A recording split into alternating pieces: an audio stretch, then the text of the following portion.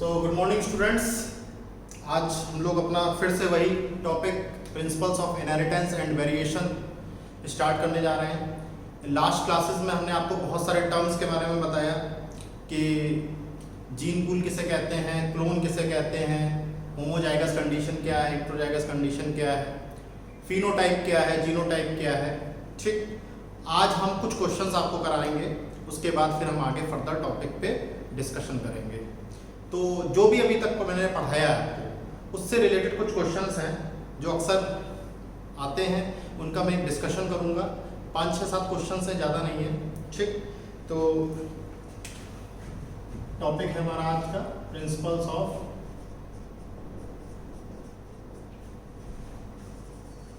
Inheritance and variation.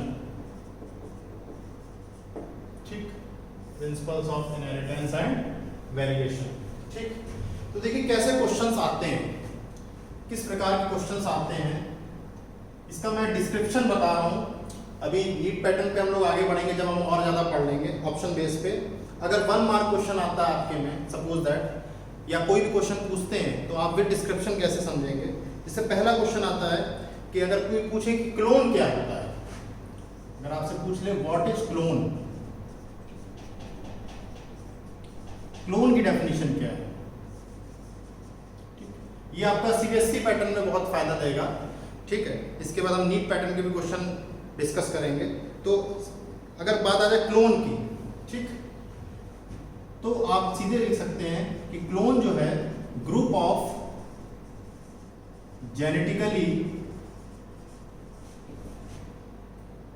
Identical individuals. Clone जो है हमारा क्या है, जेनेटिकली आइडेंटिकल इंडिविजुअल्स जो होते हैं, एसेक्सुअली रिप्रोड्यूस होते हैं, उनको हम क्या बोलते हैं, क्लोन कहते हैं। नेक्स्ट क्वेश्चन की तरफ बढ़ते हैं। नेक्स्ट क्वेश्चन जो है हमारा ये कहता है कि क्लोनिंग किस प्रकार से प्लांट ब्रीडर्स को हेल्प करती है। How cloning benefits the plant breeders. Plant breeders कौन होते हैं, जो प्लांट को ब्रीडिंग कराते हैं। ठीक,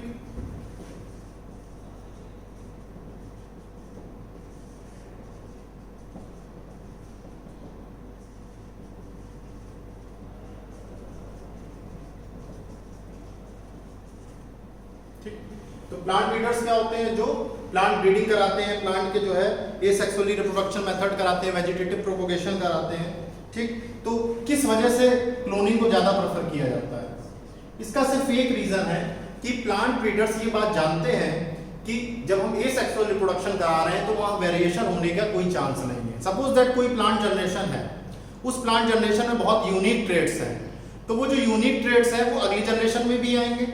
इसका मतलब जो पहली जनरेशन का जीनोटाइप है वो दूसरी जनरेशन में भी प्रिजर्व रहेगा। It preserves the genotype। ठीक, it preserves the genotype। Next question एक और आ जाता है, बहुत अच्छा क्वेश्चन है। How allele is different from allelomorph. कैसे एलील जो है एलीलोमॉर्फ से डिफरेंट है। How allele is different from allelomorph. Allele जो है एलीलोमॉर्फ से किस प्रकार से डिफरेंट है। तो देखिए मैंने आपको जब एलील की डेफिनेशन बताई थी, ठीक, कि alternative molecular forms of a gene are known as alleles. तो एलील्स और एलीलोमॉर्फ्स दोनों मैंने शब्द लिखे थे, दोनों टर्म लिखे थे। तो एलील और एलीलोमॉर्फ्स ये दोनों ही अपने आप में सिनोनिमस टर्म्स हैं। तो आप लिख सकते हैं बोथ आर सिनोनिमस, दोनों समानार्थी शब्द हैं, सेम मीनिंग वर्ड्स। ठीक, नेक्स्ट क्वेश्चन की तरफ बढ़ते हैं। क्वेश्चन फर्स्ट था ये, क्वेश्चन सेकंड था और क्वेश्चन थर्ड था। ठीक, नेक्स्ट क्वेश्चन की तरफ बढ़ते हैं। नेक्स्ट क्वेश्चन ये कहता है कि अगर बात की जाए गैमीट फॉर्मेशन की, ठीक, या बात की जाए आपके हाँ बात की जाए जीन पूल की, सपोज दैट बात करते हैं पहले जीन पूल की, फिर गैमीट पे आएंगे कि जीन पूल को आप कैसे डिफाइन करेंगे। How do you define gene pool? Define gene pool. तो देखिए जीन पूल क्या है? जीन पूल हमारा एक सेट है। किस बात का सेट है? The set of all the aggregate genes in an interbreeding population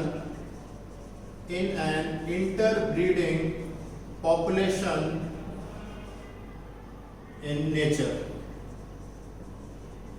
तो ये हो गया हमारा जीन पूल की बात होगी, ठीक। अब इसमें एक क्वेश्चन और देख लेते हैं, ठीक। इस क्वेश्चन में जो है एक आता है क्वेश्चन कि व्हाट आर रैमेट्स। रैमेट्स किसे कहते हैं? तो देखिए क्वेश्चन 5th, व्हाट आर रैमेट्स। रैमेट्स किसको बोलते हैं, ठीक। तो रैमेट्स के बारे में मैंने आपको बताया था कि वो इंडिविजुअल्स जो क्या है, एक दूसरे की कार्बन कॉपीज हैं। वो इंडिविजुअल्स जो एक दूसरे की कार्बन कॉपीज हैं और पेरेंट किसके, अपने आपस में एक दूसरे के हैं या पेरेंट के हैं, आपस में ऑफस्प्रिंग एक दूसरे की कार्बन कॉपी है या फिर पेरेंट से कार्बन कॉपी, उनको हम क्या बोलेंगे? रैमेट्स बोलेंगे। Those individuals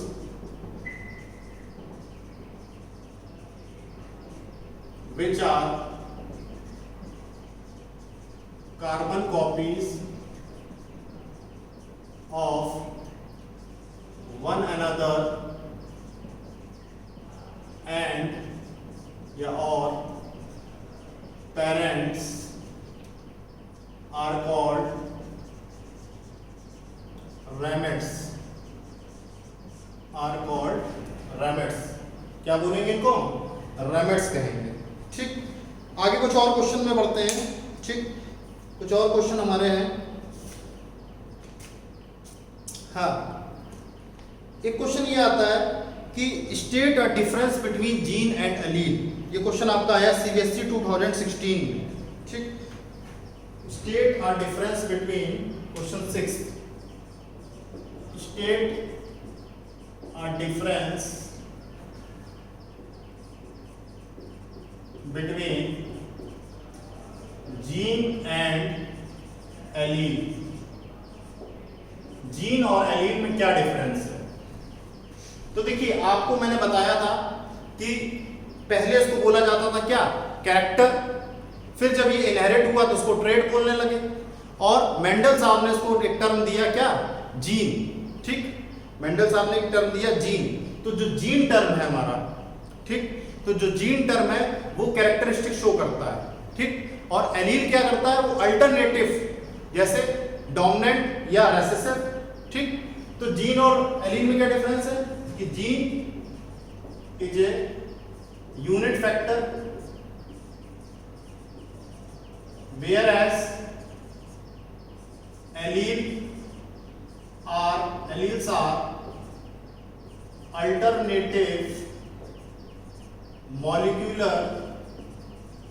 alternative molecular form of a gene। Alleles क्या है? अल्टरनेटिव मॉलिक्यूलर फॉर्म्स हैं जीन के, ठीक। अब उसके बाद कुछ क्वेश्चन एक और मैं बता देता हूं, ठीक। ऑटोसोम्स क्या होते हैं और इसके अलावा autosome single mature human sperms में कितने पाए जाते हैं? तो एक क्वेश्चन इसको देख लीजिए, what are autosomes.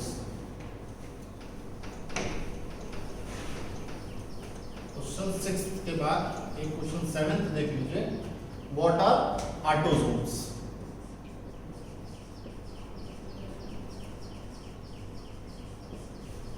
What are autosomes. तो देखिए ऑटोसोम्स, और इसी से जुड़ा हुआ क्वेश्चन और है।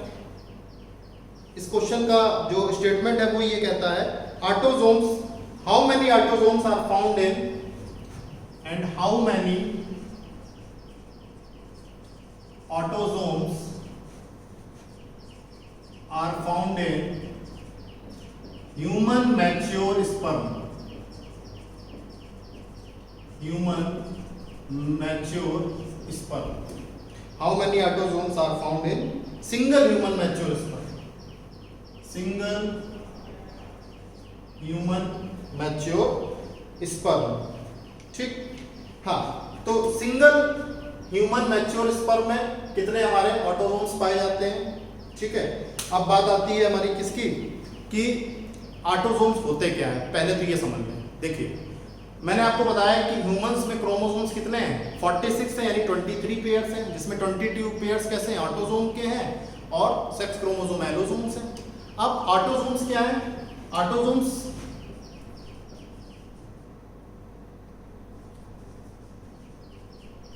आर दोज विच गवर्न, क्या गवर्न करते हैं? ये गवर्न करते हैं मॉर्फोफिजियोलॉजिकल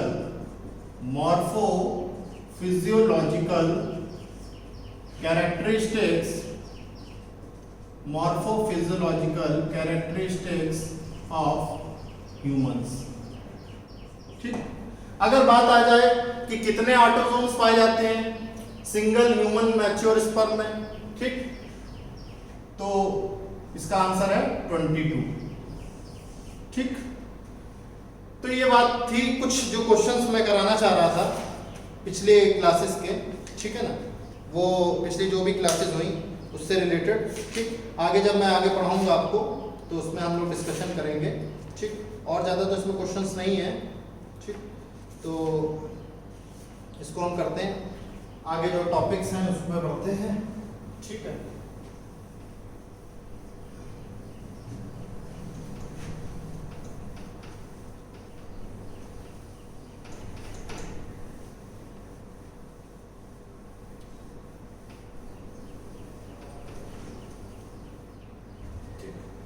तो देखिए आज का जो टॉपिक है हमारा, आज का टॉपिक ये कहता है कि जो इनहेरिटेंस है, ब्लेंडिंग इनहेरिटेंस है, उसके अगेंस्ट में क्या क्या एविडेंसेस दिए गए, क्या क्या चीजें ऐसी आई जो इनहेरिटेंस के जो लॉज हैं, इनहेरिटेंस के लॉज को क्या करती हैं? फॉल्स प्रूफ करती हैं, या फिर ये प्रूफ करती हैं कि इनहेरिटेंस नाम का कोई एग्जिस्टेंस नहीं है। ऐसी कौन सी चीजें देखने को मिली जिसमें हमको इनहेरिटेंस का विरोध देखने को मिला, या अगेंस्ट में गए, कौन्स में गए, क्रॉस में जाके कौन्स में गए। तो आज का जो टॉपिक है वो ये है कि evidences against blending inheritance.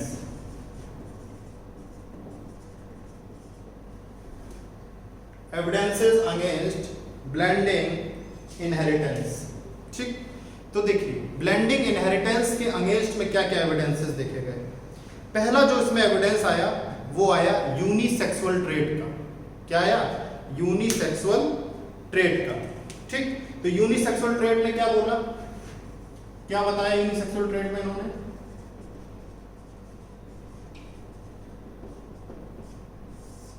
Unisexual trait, तो देखिए यूनिसेक्सुअल ट्रेट में क्या है कि जो यूनिसेक्सुअल ट्रेट है वो जो ट्रेट ऑफ सेक्स है वो ब्लेंड नहीं होता है। यूनिसेक्सुअल ऑर्गेनिज्म में जो ट्रेट ऑफ सेक्स है वो ब्लेंडिंग नहीं होती है। मतलब आप समझ रहे हैं कि या तो वो मेल होगा या फीमेल होगा, किसी प्रकार की ब्लेंडिंग नहीं हो पाएगी। किसमें? यूनिसेक्सुअल ऑर्गेनिज्म में। ठीक, तो आप लिख सकते हैं the trait of sex does not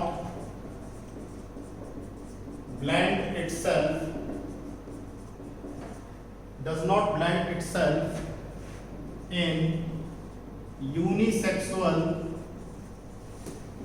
organisms. It could be either male or female। ठीक, मेल होगा या फिर फीमेल होगा। दूसरी बात आती है जो एविडेंसेस देखने को मिले वो आता है skin colour. Skin colour. Skin colour में हम समझते हैं क्या कि जैसे चिल्ड्रन है डार्क और फेयर कलर्ड पेरेंट्स के, डार्क कलर्ड पेरेंट्स हैं और फेयर कलर्ड पेरेंट्स हैं, ठीक। तो उन दोनों में अगर रिप्रोडक्शन हो रहा है तो कलर कैसा आना चाहिए, इंटरमीडिएट कलर आना चाहिए, ठीक। अगर ब्लेंडिंग इनहेरिटेंस का एग्जिस्टेंस ट्रू है, अगर ब्लेंडिंग इनहेरिटेंस का एग्जिस्टेंस ट्रू नहीं है तो क्या होगा, ऐसा केस देखने को नहीं मिलेगा। कैसा केस, इंटरमीडिएट कलर का, ठीक। तो उसमें क्या होगा, कुछ फेयर कलर्ड होंगे और कुछ डार्क कलर्ड होंगे, ठीक, और कुछ इंटरमीडिएट कलर्ड होंगे, ठीक। तो children of dark and fair coloured parents should be of intermediate colour, ठीक। तो इसमें आ जाती है स्किन कलर की बात। Children of dark, children of dark and fair colored skin parents should be of intermediate color, ठीक। ये कहानी कब आएगी, ये बात तब आएगी जब ब्लेंडिंग इनहेरिटेंस ट्रू होगा। If the blending inheritance, if the blending inheritance is true, जब blending inheritance true होगा तो हमको ये चीज देखने को मिलेगी, ठीक। अगर डार्क कलर्ड है या फेयर कलर्ड है तो उनके जो बच्चे हैं या चिल्ड्रन है उनका कैसा होगा, इंटरमीडिएट कलर होगा। कैसा होगा, इंटरमीडिएट कलर होगा, ठीक। अब चिल्ड्रन कई बार क्या होता है, डिफरेंट कलर्स के हो जाते हैं। डिफरेंट कलर्स मतलब कभी स्किन कलर्ड मिलते हैं, स्किन कलर कह रहे हैं, फेयर कलर्ड, ठीक, डार्क कलर्ड और कभी कभार इंटरमीडिएट कलर, ठीक। कभी कभार क्या हो जाते हैं, इंटरमीडिएट कलर मिल जाता है। तो ये दो बातें मैंने आपको बताई, एक यूनिसेक्सुअल ट्रेट की कि unisexual trait of A sex अगर अपने आप को ब्लेंड इटसेल्फ नहीं करता है किसमें, यूनिसेक्सुअल ऑर्गेनिज्म में, तो इस तरीके का ऑर्गेनिज्म या तो फिर मेल होगा या फिर फीमेल होगा। दूसरी बात मैंने बताई स्किन कलर की कि मेल और female, sorry, children of dark and fair coloured skin parents ये इंटरमीडिएट कलर के होने चाहिए अगर ब्लेंडिंग इनहेरिटेंस ट्रू है। अगर ऐसा नहीं है तो फेयर कलर्ड, डार्क कलर्ड या intermediate, fair coloured, dark coloured या फिर इंटरमीडिएट का देखने को मिलेगा अगर ट्रू नहीं है तो। अब बात आती है एटाविस्टिक ट्रेट्स की। एटाविस्टिक ट्रेट्स क्या कहते हैं, इसकी भी बात समझ लीजिए।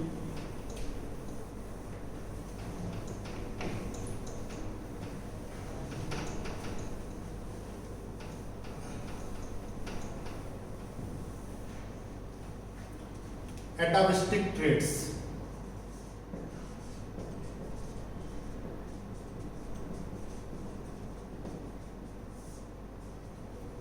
एटाविस्टिक ट्रेट्स या फिर बोल सकते हैं एटाविज्म। क्या कह सकते हैं, एटाविज्म, एटाविस्टिक ट्रेट्स या फिर आप कह सकते हैं एटाविज्म, ठीक।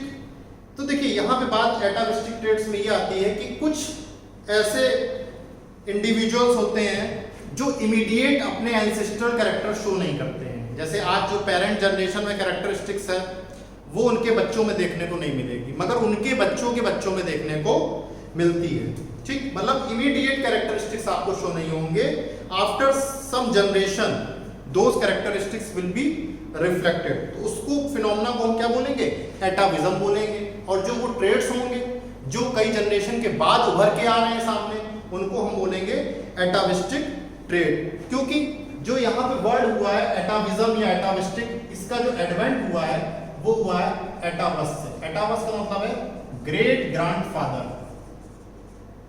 ग्रेट ग्रैंडफादर, ठीक। तो यहां जो वर्ड आया है एटावस, एटावस का मतलब क्या है, ग्रेट ग्रैंडफादर। ग्रेट ग्रैंडफादर मतलब जो हमारे फोर फादर्स थे या एंसेस्टर्स थे उनमें जो कैरेक्टरिस्टिक्स थे वो अब हमको देखने को मिल रहे हैं। किसमें मिल रहे हैं, जो आने वाली कई जनरेशन है उसको हम देखने को मिल रहे हैं। ठीक, तो आप ये समझ लो कि एक तरीके से ये रिवर्जन या थ्रोबैक प्रोसेस है। कैसी है? रिवर्जन और थ्रोबैक प्रोसेस। रिवर्जन और थ्रोबैक प्रोसेस है। ठीक, कई जनरेशन के बाद वो चीज दिखती है जो हमको इमीडिएट नहीं दिखती है। ठीक, तो जैसे कई बेबीज हैं, कई बेबीज में आप देखोगे शॉर्ट टेल होती है, उनके कमर के नीचे हिस्से में एक छोटी सी पूंछ सी निकल आती है। तो ये तो बहुत पहले ऐसा होता था कि हमारे जो फोर फादर्स थे वो एप्स और मंकीज से रिजेंबल करते थे। तो मंकीज एप्स में आपको पता है कि उनकी पूंछ होती है, तो वो पूंछ कई बार देखने को मिलती है। ठीक, कुछ पर्सन्स होते हैं उनका जो ये एक्सटर्नल ईयर होता है जिसको हम पिन्ना बोलते हैं, वो मूव करने में एबल होते हैं। ठीक, जैसे हमारे जो एंसेस्ट्रल जो ह्यूमंस थे, ह्यूमन बींग्स थे, जब वो दोनों हाथ और दोनों पैर का उपयोग करके चलते थे, क्रॉल करते थे, एनिमल्स लाइक उनका फिजियोलॉजी था। ठीक, मैमल्स लाइक फिजियोलॉजी था और रिजेंबलेंस जो था वो एप्स और मंकीज से था। तो उस समय की जो कैरेक्टरिस्टिक्स है वो अब शो करने को मिलती है। ठीक, तो आप इसमें लिख सकते हैं कि मैनी इंडिविजुअल्स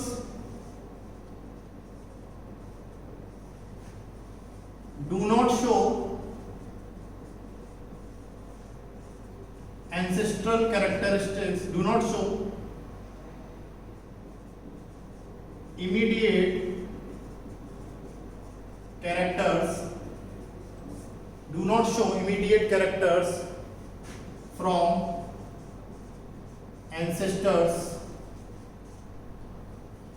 तो अब एंसेस्टर्स में क्या है? फोर फादर्स हैं या ग्रेट ग्रैंड फादर्स हैं।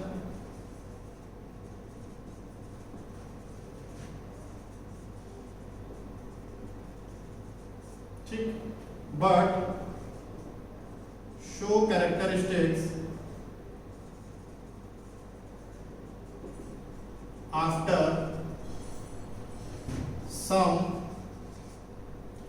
show characteristics after some generations. This phenomena is called atavism.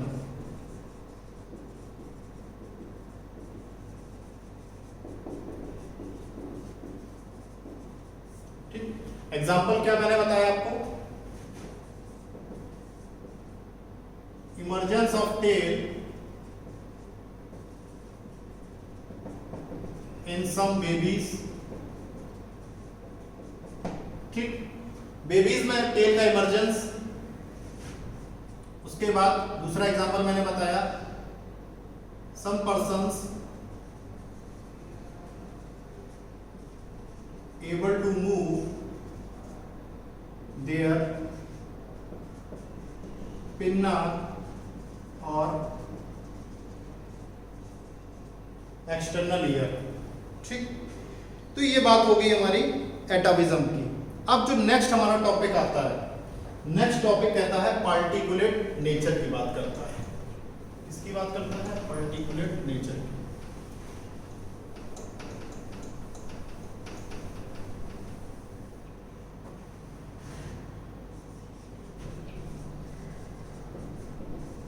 Particulate nature.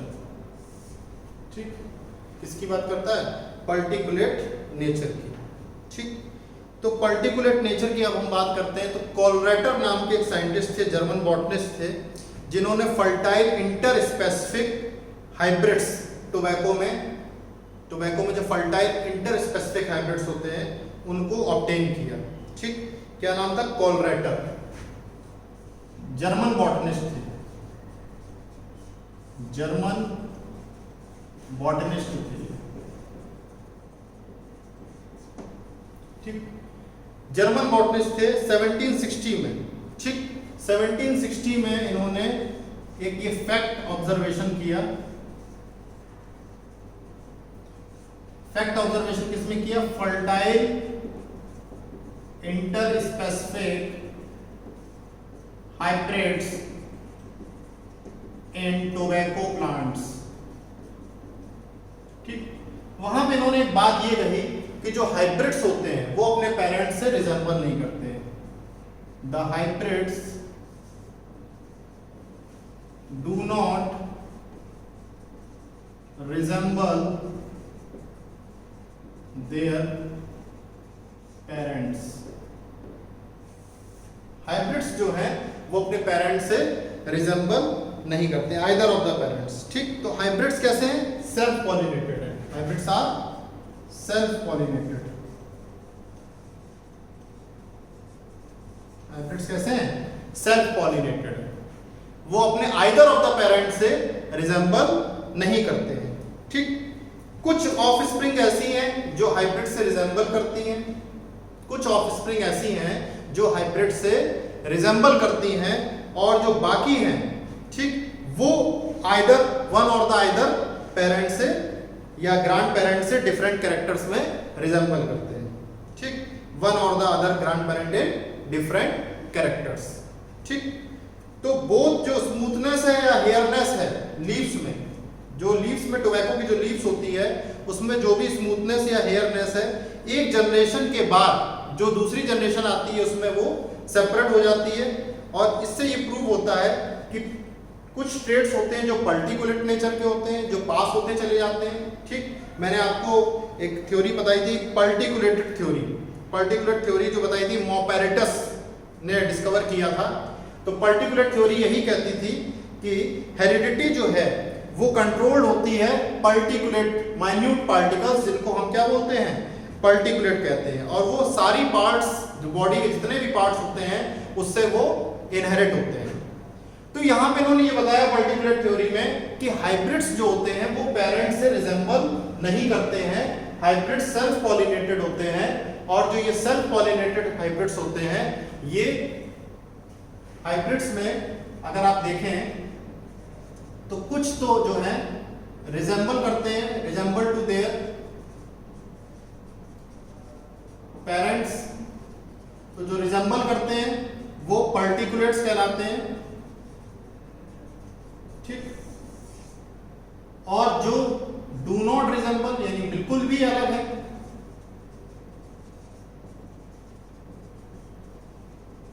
ठीक, इनको हम डिस्क्रीट कहते हैं। देखिए डिस्क्रीट का मतलब होता है सेपरेटेड। सेपरेटेड किससे है? आपस में सेपरेटेड नहीं है, separated from there parent generation.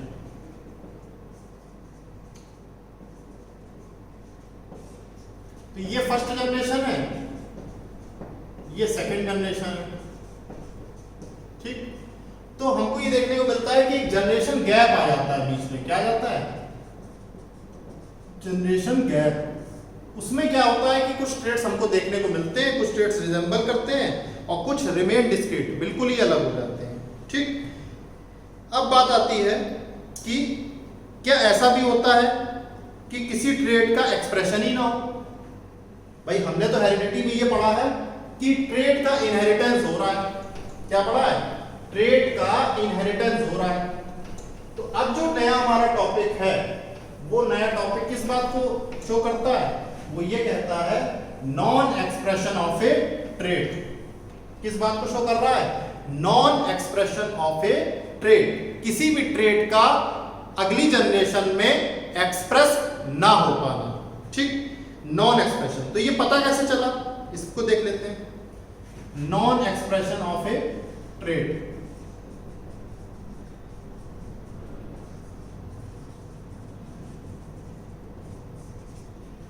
Non expression of a trade. Fifth point है आपका ये, जो एविडेंसेस आप पढ़ रहे हैं उसमें ये पांचवा पॉइंट है। तो नॉन एक्सप्रेशन ऑफ ट्रेड के लिए एक गॉस नाम के साइंटिस्ट थे। क्या नाम था इनका? Gauss, John Gauss. ठीक, जॉन गॉस नाम के साइंटिस्ट ने क्या किया? इन्होंने येलो और ग्रीन सीडेड मटर की, पीले मटर और हरे मटर, इन दोनों की वैरायटी का आपस में क्रॉस कराया। John Goss crossed the yellow and green seeded pea varieties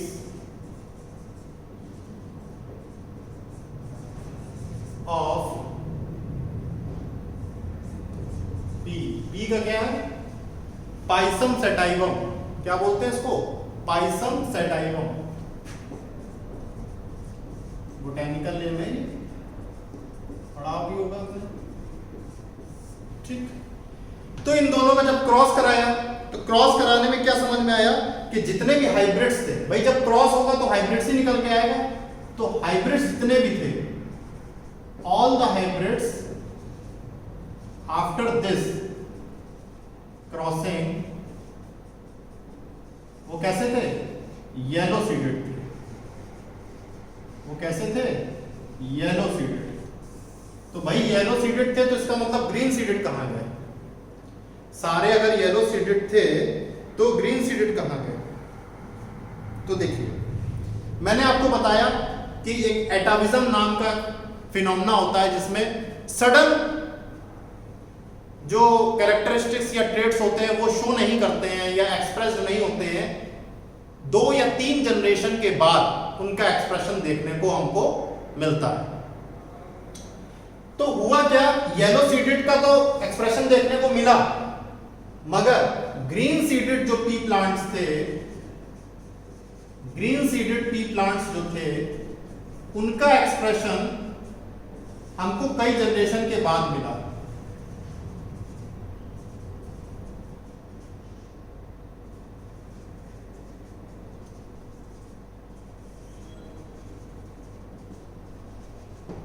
उनका जो एक्सप्रेशन था वो हमको कई जनरेशन के बाद मिला।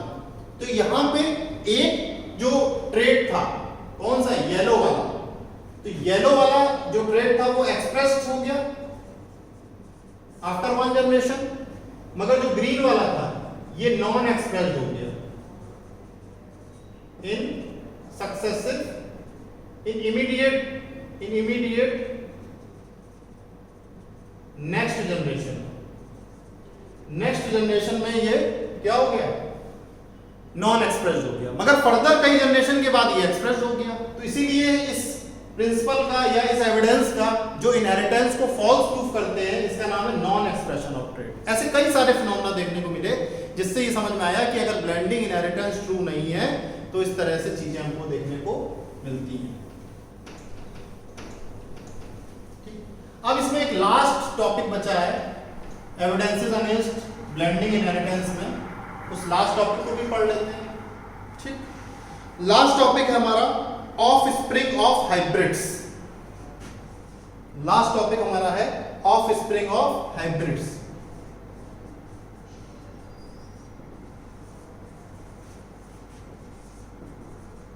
Of spring of hybrids. Of spring of hybrids. ठीक, तो हाइब्रिड्स में, हाइब्रिड्स का जो रिजल्ट है, हाइब्रिड्स हमें कब मिलेंगे? जब हम अदर वैरायटीज क्रॉस कराएंगे।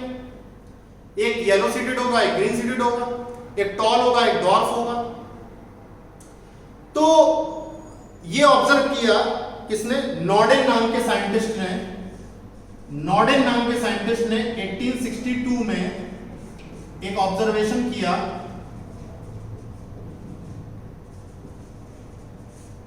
इस ऑब्जर्वेशन में यह देखा इन्होंने कि जो हाइब्रिड्स हैं वो कोई भी पेरेंटल कैरेक्टर्स को क्या कर रहे हैं? शो नहीं कर रहे हैं। Do not involve parental characters. जो हाइब्रिड्स हैं वो कोई भी पेरेंटल कैरेक्टर को इन्वॉल्व नहीं कर रहे हैं। ठीक, तो किसको इन्वॉल्व कर रहे हैं? हाइब्रिड्स अगर पेरेंटल कैरेक्टर्स को इन्वॉल्व नहीं कर रहे हैं, जो उनका इमीडिएट पेरेंट्स हैं, जैसे अगर आप बात करें F1 जनरेशन की, तो F1 जनरेशन का नेक्स्ट आएगा F2, फिर आएगा F3 और फिर आएगा F4। और सपोज दैट ये हाइब्रिड्स हैं, ये भी हाइब्रिड्स हैं, ये भी हाइब्रिड्स हैं, और ये पेरेंटल जनरेशन। तो देखने को ये मिल रहा है कि F4 F1 के कैरेक्टरिस्टिक्स को शो कर रहा है, F3 F1 के कैरेक्टरिस्टिक्स शो कर रहा है, मगर कभी भी F2 F1 के नहीं शो कर रहा है, F3 F2 की इमीडिएट कैरेक्टरिस्टिक्स शो नहीं कर रहा है। जो भी कैरेक्टरिस्टिक्स आ रहे हैं वो पुराने ग्रेट ग्रैंडफादर्स के या 2-3 जनरेशन पहले के आ रहे हैं। ठीक, तो कई बार हमने क्रॉस करा, कई बार रिपीटेड क्रॉसिंग कराई, ठीक है ना। तो पेरेंटल टाइप्स जो है, पेरेंटल टाइप्स जो है वो डिफरेंट अपीयर हुए, ठीक है ना। पेरेंटल टाइप्स डिफरेंट अपीयर हुए। तो अगर ऑफस्प्रिंग्स का हाइब्रिड्स के जो ऑफस्प्रिंग्स है उनका जब हम क्रॉसिंग कराएंगे तब जाके हमको पूरे कैरेक्टरिस्टिक्स या तो दिखेंगे और या फिर नहीं दिखेंगे, इसका कोई फिक्स्ड बेस नहीं है। ठीक, तो ये बात हमारी अब हो गई आज कंप्लीट। किसकी? जो एविडेंसेस थे, किसके एविडेंसेस थे? हेरिडिटी के, ब्लेंडिंग इनहेरिटेंस के, ट्रू ब्लेंडिंग इनहेरिटेंस के, उसके अगेंस्ट में जो एविडेंसेस पाए गए, ठीक है ना, उसके अगेंस्ट में जो एविडेंसेस पाए गए उसके बारे में हमने डिस्कशन किया।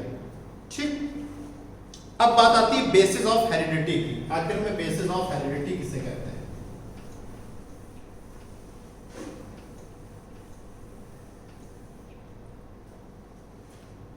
बेसिस ऑफ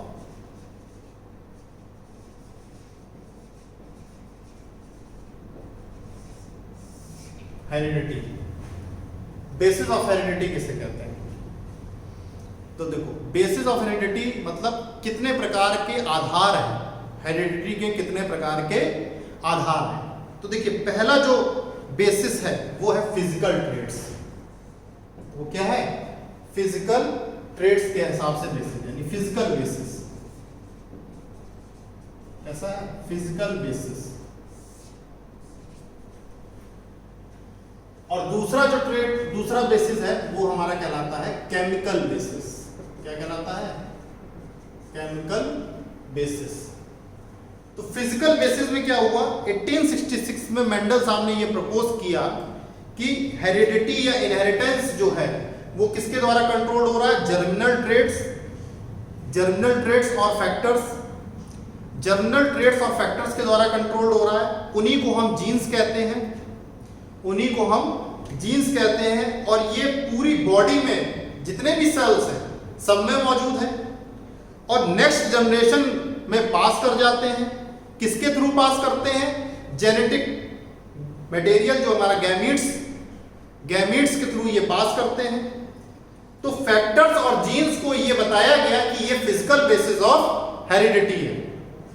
फैक्टर्स और genes are called as physical basis of heredity और कैरियर्स, इनको बोला गया कैरियर्स बोला गया, क्योंकि ये स्मॉल सेगमेंट ऑफ क्रोमोसोम्स को रिप्रेजेंट करते हैं।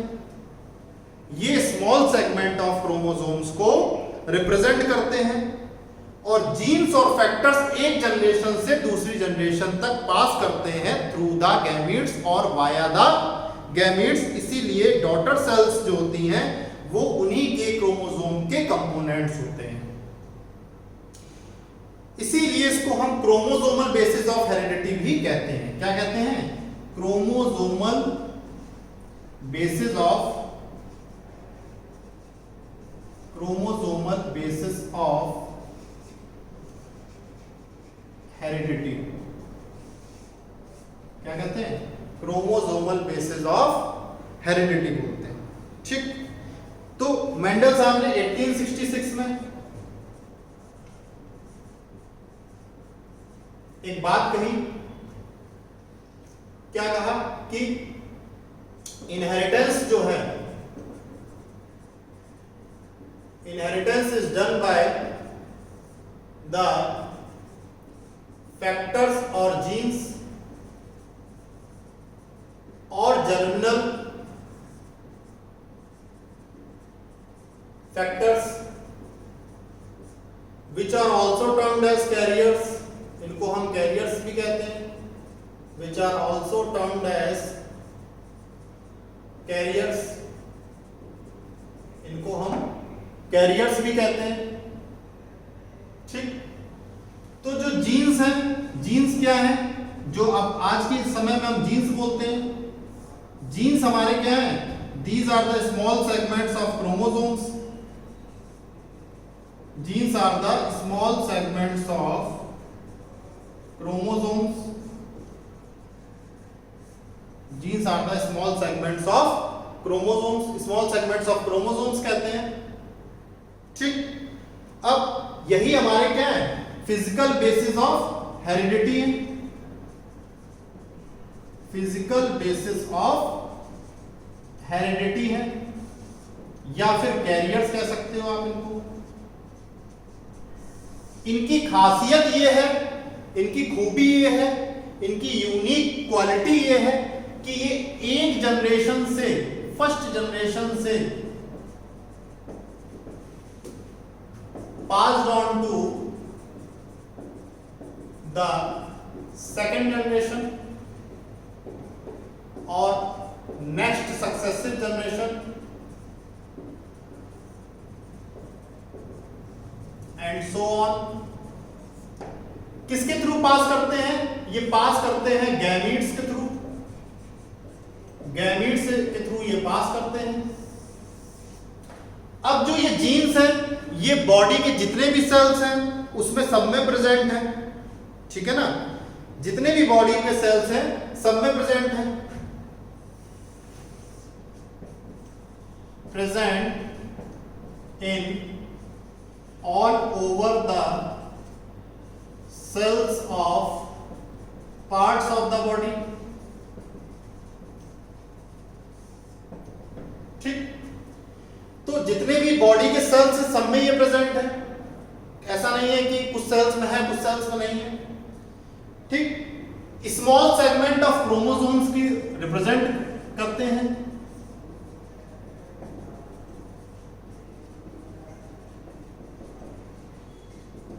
स्मॉल सेगमेंट्स ऑफ क्रोमोसोम को ये रिप्रेजेंट करते हैं। ठीक, इसके अलावा मैंने एक बात और कही थी इसमें कि जो डॉटर सेल्स हैं वो भी कंपोनेंट है किसके, क्रोमोसोम्स के। डॉटर सेल्स और also component of chromosome. Daughter cells भी जो है क्रोमोसोम के कंपोनेंट हैं, ठीक है। तो ये था फिजिकल बेसिस ऑफ हेरिडिटी। अब बात आती है केमिकल बेसिस ऑफ हेरिडिटी की।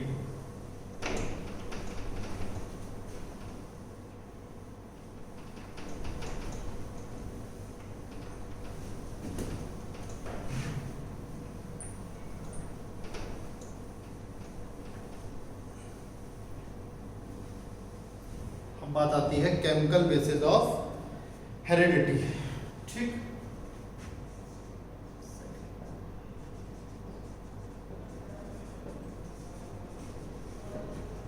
Chemical basis of heredity. ठीक, केमिकल बेसिस ऑफ हेरिडिटी ये कहती है कि जेनेटिक मटेरियल जो है क्रोमोसोम्स में प्रेजेंट है। जो हमारी बॉडी का जेनेटिक मटेरियल है वो क्रोमोसोम्स में प्रेजेंट है और उसका नाम है डीएनए। तो आप लिख सकते हैं genetic material is present in chromosomes called as DNA। DNA क्या है, DNA का फुल फॉर्म है डीऑक्सी राइबोन्यूक्लिक एसिड। इसमें डीऑक्सी राइबो शुगर होती है, इसलिए इसको बोलते हैं डीऑक्सी राइबोन्यूक्लिक एसिड। ठीक, तो डीऑक्सी राइबो शुगर होती है, फॉस्फेट ग्रुप होता है, न्यूक्लियोटाइड होता है। ठीक, तो वो अभी फर्दर पढ़ेंगे डीएनए आरएनए तो हम बता देंगे आपको। ठीक, तो जीन्स जो है क्या है, सेगमेंट्स ऑफ डीएनए है। Genes are the segments of DNA.